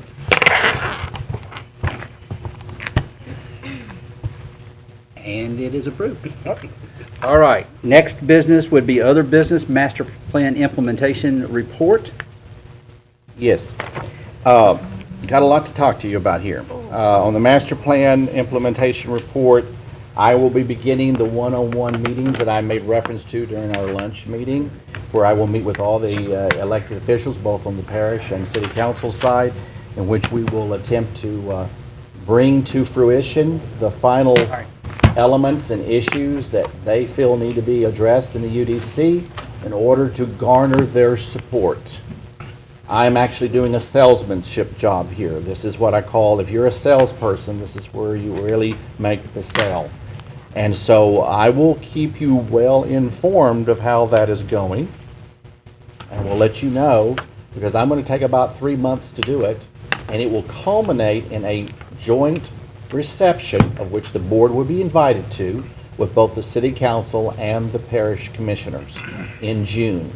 So June's going to be an interesting month, because I feel like at that point in time, hopefully that reception will be very cordial and open and informal, but enough that people will begin to feel comfortable about the UDC in order to take it to you for an updated draft that would be done in July, and then delivered to you for, actually in June and July, and then delivered to you for your consideration. First review in August, we'll do it in 2 parts, and then second part will be the final review and adoption, hopefully by the board in September. So that's the game plan now. If it changes, I'll keep you posted. I will let you know that tomorrow, on the 17th of March, I have been invited to make a presentation to the Parish Commission on an update of the UDC. Now, I'm not going to try to tell them everything about the UDC, because it's at the end of the meeting. They're going to be ready to go home. So I'm just going to give them some tidbits, and then I'm going to tell them what we've been doing, how we've been doing, because you know the attention span's only so wide. But we're going to do that tomorrow, and I'm glad they all left the room before you said that. Yeah. He's on video. He's on video. That's true. So, but I'm going to do my best to give them enough information and to inform them of what's coming, because I have a lot of new people that don't even know what this is about, and I've got to bring them up to speed, and that's what I'm going to be doing, working very hard to do that. So you can't pull some strings and try to get it on the first of their agenda. Well, I kind of have to. I have to kind of live by their rules, and their agenda's not real long tomorrow. It's just that I know that if you come at the very end of something, you better do it pretty quickly, or you've lost them in about 5 or 10 minutes. So we're gonna. If I need to do more of an educational thing, I'm going to do it when I do the one-on-one with them more than anything else, because I think that's more valuable in the time. Okay, so the next thing underneath that, I guess that's it on the master plan implementation. I have a bunch of other staff reports to give you as well. Next, I guess. Next. Okay. As you well know, Michael Newman, our recently appointed board member, has resigned because he feels as though, because his architectural firm has a lot of contracts with both the city and the parish, he feels as though it is a conflict of interest. I give a lot of admiration to Mike, because when he walked in the door the first day, he asked me, "Do I have a conflict? Let's ask the ethics board down in Baton Rouge, not Bossier." And I did that. I worked with our attorney. I got him to analyze it, and then we sent it down to the ethics board, and they came back, and he felt like the statement was that he should no longer serve. So he resigned officially as of yesterday.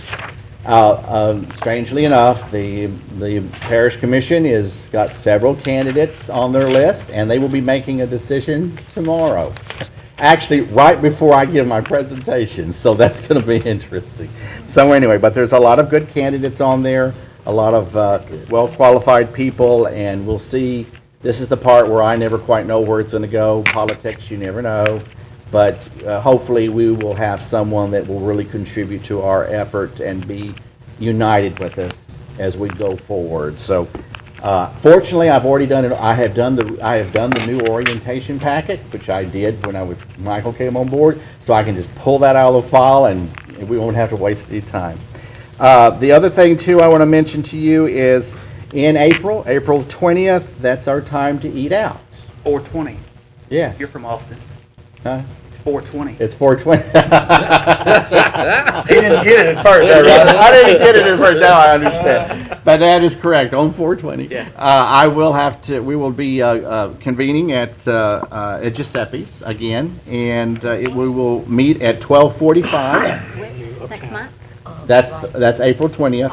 At 12:45, we will convene there to have our lunch a little earlier than normal because, in case we have a lot to talk about. We got a kind of heavy agenda for April the 20th, so I want to have enough time to give everybody time to eat and have time to get back to the office when it comes time for the meeting at 3 o'clock. And then I'll be doing the same thing for the ZBA because when I do it for y'all, I do it for them. And once again, their meeting's first and your meeting is second because, again, we moved the meeting date, remember, because of the conference, which leads me to the next item, which is the conference. Just one question. Yes, What time did you yes, say sir. the April meeting? 12:45 on April 20th or 420 at Giuseppe's. Reservations have been made. All right.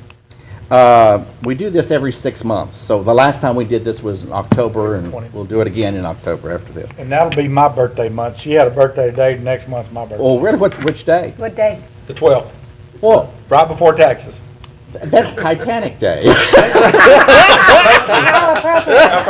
And David Letterman was on my birthday. So, That's true. There you go. All right. Let you pick All a right. winner. That's true. That's right. All right. So, okay, the next thing I want to mention is the national conference. The national conference is going to be in Phoenix, and we have 2 board members attending. That will be Ronnie Remedies and Dal Colvin will be attending.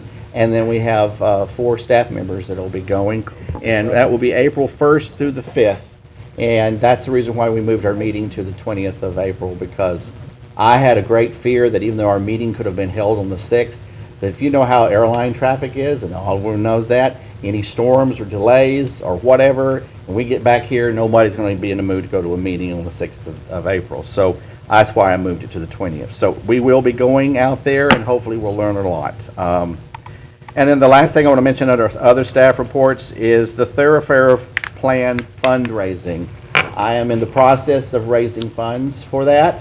I have now a firm commitment of $10,000 from the port to the thoroughfare plan. I now only need to raise another $25,000 and some change. If you'll see me after the meeting or tomorrow, I have a couple of leads for you. Great. I am open. I am open. I want y'all to know that. So, Is this your wallet? tomorrow, okay. Well, necessities. I do have some meetings coming up, Necessities is. and so we'll be meeting with some people that to hopefully get more funding, and we have some more appointments coming up, hopefully. And I will, guys, anything you can tell me, because I just need to raise another $25,700 or something like that. So I'm close, and I want to get this done before May 1st, because May 1st is the deadline. So, Okay. and then that's it on other staff reports. Would you please mention the state conference? Well, it's coming hosting? down. It's coming down below. Oh, okay. I've got it on the agenda right there. You talking about the state conference? Yeah. That we're hosting. Oh, yeah, I'll mention that down there too whenever we get there. if All that's right, okay. very good. And then, That's all the staff reports? and then items for next agenda. Items for next agenda. Okay. Number 1? One, I'm always looking for solutions to things. And one of the things I think that may have caused some of our situation last time was that we didn't have a policy in place that governs the placement of items on the agenda on the day of the agenda. And so I reached out to the city council, to Art Thompson, and I reached out to Todd Hopkins on the parish commission, and I asked them, what is your policy? And their policy, based on the state law, is that on the day of the meeting, that an agenda item cannot be added to be voted on unless there is a unanimous vote by the board. That means if one person says, no, I don't want it on there, he doesn't get on there. So I'm going to propose to you that at your next meeting on April 20th, I will have that for your consideration and to vote on it, to add it to our bylaws. And I think that will mean it will govern not only what you're doing, but it will govern what I am doing. I can't just walk in here and plop something on the agenda on the day and say, okay, I want you to vote on that. That's not fair to y'all. It's not fair to the chair in particular, and it's not fair to anyone else. So I wanted to go ahead and make certain that we could address that issue right up front. There's a lot of other bylaw changes we need to make, and that's another item on my list. But I think if we can go ahead and adopt that one, I think we would be well And I don't think that actually takes an action today. Huh? That does not take an No, action sir. today. These are to be future on the agenda items. for the I'm just 22nd. That's fine. informing you what's coming. Fine. The second item is something, there's a request that came from Councilman Oliver Jenkins through the efforts of Mr. Broussard, who is the head of the Broadmoor Neighborhood Association. They've been wanting us to adopt a provision that's in the UDC that spaces out group homes by 1,000 feet, which we are allowed to do, because, you know, group homes are highly governed by the federal government. You can't do a lot with them. You have to allow them in every residential area. You have to be you have to work with them, or else you get yourself in deep trouble legally. But one thing that the government will allow us to do is allow local governments to allow a 1,000-foot separation between those type of uses. What's perpetuated this is the issue over Oxford House. And that has had a significant impact on Broadmoor. They're very worried about its proliferation, and they would like to get something pulled. They would like to pull that, at least that item, out of the UDC that we have proposed and add it to our current ordinance to stop the so-called bleeding effect of possible other group homes. So I just wanted to let you know, I'm going to send that out to you in advance of the meeting on the 20th, and that we will then be voting on it on the 20th. And then once you have voted on it, I'll take it on to City Council, and we'll go from there. You're just going to do that on the city side, though? Yes, sir. I'm not doing anything with the parish because the parish didn't ask. And really, it's not really an issue with the parish, you know. But if once the UDC is approved, it will apply to the parish. Yes. No, I apologize. No, you're fine. Ms. DeMarteau, you I had a just want to question? make a comment just to alleviate some of the tension, especially between Mr. Remedies and myself. This is another thing that I fear, that we're piecemealing and changing ordinances in which the UDC addresses. And it waters down and makes the UDC less of a sense of urgency to be passed. Because if everybody gets their little, one wants this, one wants that, it is addressed globally and unified in a UDC. And that's what we are here. We have taxpayers' money again that says, we want this UDC, get the best modern practices, bring us up to the 21st century. And here we are right before piecemealing. So, Mr. Remedies, this is nothing personally against you. I'm not against it because you suggested it. And I think that is an important thing. You are very bright and you have the best interest. And I admire you and the work that you do for this community. I have a stance because I was on this board before the UDC came around and fought it too. And I was very frustrated. So that is my stance. I don't know how you would, I'll be open to change mine if people came in like they did with the little free libraries and there was a room full and we had to do something now, that's a different story. So again, I hope they come in and tell us something because that's my stance. And Mr. Remedies, I just wanted to clear that up. Very good. Mr. Colvin? I wouldn't think. Well, not to say the UDC is not going to pass this year, but if we see a problem, we need to take care of it expeditiously. The city councilman's brought a problem to a head, and I live in Broadmoor. So once these things are placed, and I'm saying these things, Everybody needs a place to live, especially group homes, single parents. Everybody can't live in Southern Trace, but we don't need to group them up on the same block. I'm just now hearing about this one deal. I couldn't make the luncheon because I had a previous meeting. But I guess my point of it is, we don't know if the UDC is going to be passed in 6 months or 2 years. We can't count on hanging our hat on that. Oh, yeah. If we see a problem, we need to make sure we did address it, especially if it's already brought by the city council or a leader that got elected by the people, okay, and for the people. So we all may have different opinions about it, but that's why we get to vote, okay? And if we vote it down or vote it up, I don't know if this one would go to city council, but it would go to the other body. We're a recommending body, they're a legislative body, okay? The buck ends with them. So I'm just saying that I'm not disagreeing with Leah, but I'm saying if there's an issue, and like I said, somebody's complaining about it, wasn't me, but it's out there. That's all I got. Ms. Cooper?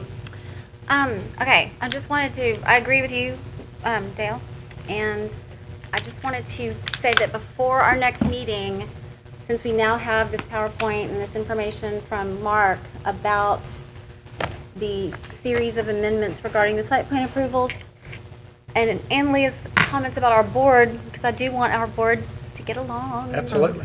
And I do think there's absolutely nobody on this board that is not in favor of economic development. Right. I've never thought that about anybody on this board.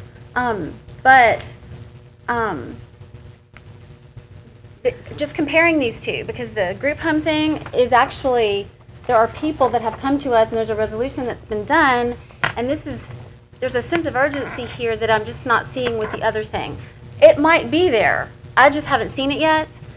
And most of us, Windsor and Ms. Smith and Leah excluded, we're not here when all of the fight went on in the effort to get the funding for the UDC and to get the funding for the master plan and to get our new director and to really change the landscape of the MPC and of our community with these efforts, and to get Camaros on board and to do all the things. And a lot of us haven't been out on the streets with Camaros as they've gone through and tried to get this UDC together, and I don't think we have an appreciation necessarily of what a big deal it has been and how much we owe to the community to get it done.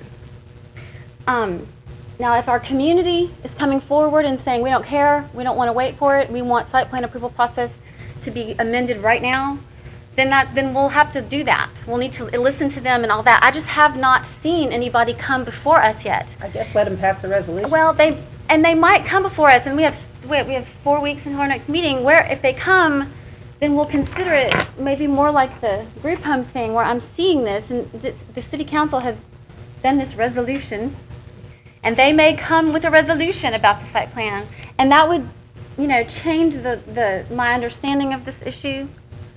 But right now, I'm just not feeling the pressure about that. Mr. Ramirez is saying that there is pressure, and that might be, and maybe he can demonstrate that at the next meeting. But I just want to be very careful. There are some risks. Mr. Sweeney explained those. They're explained in here. There is a downside. It might not. We can do the risk benefit, and it might be worth the downside, and that's fine. And the language of the amendments they seem like they're in line with the UDC, so that should smoothly transition later, which is great. I would be in favor of that especially now that I know that we're thinking ahead and trying to cut and paste, so to speak, the language of the UDC. I'm even more in favor of it. But I just want to be careful, because I do want it. Obviously, I want the UDC. I want that language in there, but I want to be careful. I want everybody to, if you're hearing from developers and you have people that you know and they're coming to you and they're saying, we have to change this now. The site plan approval process, we cannot go another 6 months or 12 months with this. We have to change it because of this reason. Then let's flesh that out. I want to hear who those people are, and then we'll change it. I am not opposed to it if we need to do it. I just don't think, as I sit here today, that I feel that pressure. I'm feeling more pressure about the group home thing because of this.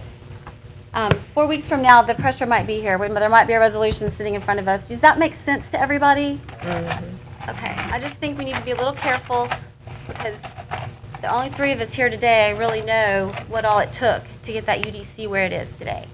And it has been a lot of effort. We feel like it's just been sitting around, it's not passing, nobody's doing anything. Well, it wasn't. It's a lot of work and money, taxpayer money. And a lot of our citizens, our community, our neighbors that we are supposed to represent might feel differently. They might want that UDC pass, and they're not so concerned about the site plan approval process right now. So we kind of owe it to them too. So anyway, just fleshing that out a little bit. That's all. At all? Yes, I'm sorry. Thank you for letting me. Like I said, I'll have my comments in that. Mr. Ramirez? Well, I take on any task the same way I do at my office and run my own business. And the approach that I take to things is evident in what Alan and I have been doing as chair and vice chair, which is reaching out to some of these folks and asking, what problems do you see? How can we be better? Which, one, improves communication through those folks, and two, we get valuable feedback, because I probably use this planning commission more than anybody else up here, but not enough to be able to provide as much feedback as they are. Well, the problem becomes, I'm friends with a lot of these people, and they will tell you things in person, in private, should I say, but they say, look, don't go down there and use my name, because I got to go and deal with them next week, okay? So as soon as I say, hey guys, we're getting some requests to do X, Y, or Z, or maybe a 30-day site plan. Who is it specifically? Exactly, who is it? And that seems to be the Not me you're rebuttal. imitating. Well, you or Leah, and the problem is we've given you a resolution here drafted by Councilman Oliver Jenkins and Rob Broussard. We're giving you specific names of people, and you're still against it. And so that the argument doesn't hold water. The problem is, do we have to have people out there with stones and sticks ready to tar and feather us before we do anything? That's the problem with this whole country right now, is people have to get so upset and so angry for anything to happen. So why can't we just take positive feedback in a conversation where you can speak in a normal tone of voice before it becomes an angry mob of people that we're supposed to serve? So that's my argument in my problem is. Sorry. Well, I get frustrated because I take valuable feedback, and then, well, we can't do anything because they're not mad yet. That is not an approach. I wouldn't do that in my business. So I'm not going to wait until the train has completely jumped the track. If we all talk about let's make things better, and okay, well, we're trying to do everything we can to make things better. So I brought the idea of, wait, let's look at what a site plan approval, a 30-day site plan approval would look like for that. And if you're opposed to it, push no on your thing. That's all you have to do. And I only get 1 vote out of 9. And we can all be respectful about it. But let's not assume that there's some backroom deal, or I'm doing it for someone that's for any other reason. Because we're just responding. We ask people for their input, and we're responding to it. And I think that is responsible. You may be. I'm just not aware of it. Okay, that's fine, but I'm saying we gave specific ordinance with specific names, and you guys are still not for that. We have to have something like the Little Free Library deal before we do anything, and that is irresponsible. I don't. I got it. So We've I done don't run my something business there. like that, and I'm not going to operate like that up here. Is wait until something completely jumps the tracks before we haven't can waited. address it. It's done. It's in the UDC. That's what we're doing. We've been doing it for how long? And we do not The chair- know when the UDC will be passed, and we can't say that. We give up? Yep. So in my response to all the other, that the UDC is going to cure all problems, is if it's so great, how come if we take one thing out of it, why wouldn't it pass? If it's the answer to everything and everybody should hold hands and sing when it's passed. That is not going to be the case. There's obviously something hidden in there that they're not going to want. Yeah. And that's what frustrates me. So that's all I have, so whoever's next to speak can speak. Mr. Chairman. The chair. Mr. Chairman, go ahead. Ms. DeMarteau, then I'll come to Mr. Sweeney. Okay, all I think I'm asking for is transparency, and that's what the public deserves. So when you say they request the people you're getting, it's great. Improved communications, I'm all for it, for everybody and the whole board. The whole board needs to know, not just the two chair and vice chair. Second of all is people deserve, and we tout that we're going to be transparent. So they need to be transparent because it makes, I'm not saying it is, but it makes the appearance of backdoor dealing if you don't know the people. And how many? Is it 1, 2, or 200? And that makes a difference. And we do not want to set ourselves up as a board and as an entity, and we worked this hard to get it here, as not being transparent and open, and we want to avoid backroom deals. And that's all you're saying. It might be 200, there might be a resolution, fine. But we have to stay open and transparent. Alderman Statement, you through? I have I'm Mr. just going to say, just to bring, I would, if you will bring this to a conclusion so that we Please do. remain very civil about this. I Yes. just want to say I will have the ordinance ready for you to vote on April 20th, and then your vote will determine what we do. But you will have all the tools you need to either go forward with it or to decide otherwise. I have just want 3 you to still know left that. in the queue to speak, and I'm going to take precedence, and I'm going to say, you know, I've served on a lot of boards, commissions, and I still serve on some. Some of them are state appointed.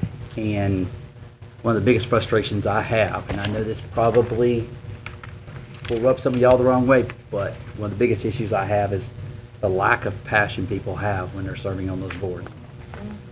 And so when I tell people that if you don't speak up, you're no good, not to this entity. So I do not want anybody to ever discount the fact that I ever want it to be perceived that I squelch what you want to say, I'm trying to shut down what you're trying to say, and I'm trying to moderate what you say. Because what you say has value. And I want everybody to be able to speak up and speak their mind. And I appreciate it. We've kept this fairly civil. We've tried to keep the bear out of the woods as much as possible on this issue. And I appreciate the passion. Like I said last month, it's irony that the end is just being achieved in a different manner. That is what we're arguing about. So with that, I still have Ms. Cooper, Mr. Colvin, Mr. Amides, and Ms. DeMarteau back on the tote board. I don't need to say anything. I just want to copy the resolution. I just don't have it. Okay. I haven't seen it. Then I'll go to Not the Ms. group home one, but the Mr. other. Colvin's next. And number one, I apologize for my phone talking when you were talking. That never happened, but I apologize for that. The thing I want to say is about what Leah was saying and Ronnie was saying. Some people don't want their name out there. I've been at SWEPCO for 25 years, and we get surveyed on how good we do. It's an actual survey. Now, somebody will say, yeah, I want to write it down that he didn't call me back, or he's wonderful, and they want their name on it. Some want to be anonymous, just like Yelp. You can put your name on it, where your address is when you stayed there. Some don't want it there. The some that don't want it there, it's not because it's behind closed door. They've got to come with 15 more items to the 4th floor. And they don't want to be hammered around because they said, hey, I didn't get treated fair or timely. So we have got to do both ways. If somebody wants to write their name down, here's the form, you can fill it out. If somebody doesn't want to write their name down, take their name and take their information, send it in anonymous over the email we've got. But at least get the feedback. If you don't get feedback from your mama, your spouse, your boss, you don't know which direction you're going. You have to have feedback to what? Get better, right? So we don't want to shoot the person giving us feedback just because they want to be, behind the scenes. Am I right on that, Leah? Some people want feedback and put their name down, but some don't want to have their name down. That's all I'm saying. And if we get to every application that comes in, that here's a survey with your application, and at the end of his process through here and his vote or her vote, they get to fill out a survey and send it back in. I mean, are we getting down to that every person that comes in and fills out an application for a zoning change, we're gonna give a survey to? I don't know, but that's all I got. All right, Ms. DeMarteau? I'm curious of why they would not want to speak up, why they want to hide and not speak up, because there's no repercussions. This is what the UDC addresses. The people have spoken, they want it, we've spent tax dollars money again, I don't want to repeat everything, but it doesn't make sense why they would not say, oh, I don't want to put my name out there, because there's no repercussions. And we need that information in order to make an informed decision. I have no more in the queue. Oh, yep. You were in the queue? Yes. No, Before she was. What's that, bud? It disappeared on me. Mr. Amides? Yes, okay. Well, last thing, I'm gonna wrap this, I'm gonna beat this dead horse, just 5 more licks, and then we're gonna move on. You're gonna whip it all the way, Yeah, aren't there you? you go. Well, I just wanna say that, since I don't even like the implication that there's some kind of backroom deal going on, and I feel like that, and I don't get offended, I'm not offended, I just don't like any tax. You can question anything about me, but don't question my integrity. Second of all, Not about you. since it's personal, we get a lot of feedback saying, oh, I sure am glad that you came and met with me and get my feedback, because for the last 2 years, we've never heard that. I've never even met the chair. So just because someone's going outside of what was done before, trying to get feedback to make this organization better, that was never done before, was never communicated, the communications were horrible. So that's the other type of feedback we want to get, since you want to get personal about it and, All right. and accuse someone of some type of backroom deal. I'm rounding that out. There All you right, go. thank Very you. good. Thank you. If you wanted to know, just my sidebar note, there was one person left in this room when that agenda item came up, only one person. And when that agenda item was voted on, that person left. And that meant something to that person. What? I'm sorry. There what? was one person, when that agenda item came up, everybody else had left the room. There was nobody in this audience except one person sitting there. I don't know what you're talking about. When that agenda item came up, the number 14 About the was? 30-day site plan approval. About the 30-state item plan? When it There was came a up, civil engineer sitting there was a right civil there. engineer sitting there waiting on that vote. That meant something to him. It was Andy Craig. Yeah, It was Andy it Craig. meant something to him. But there were people sitting in the row But in he front doesn't of want to him. be the spearhead of But it. he wanted- I'm not arguing with you. No. You wanted to know somebody?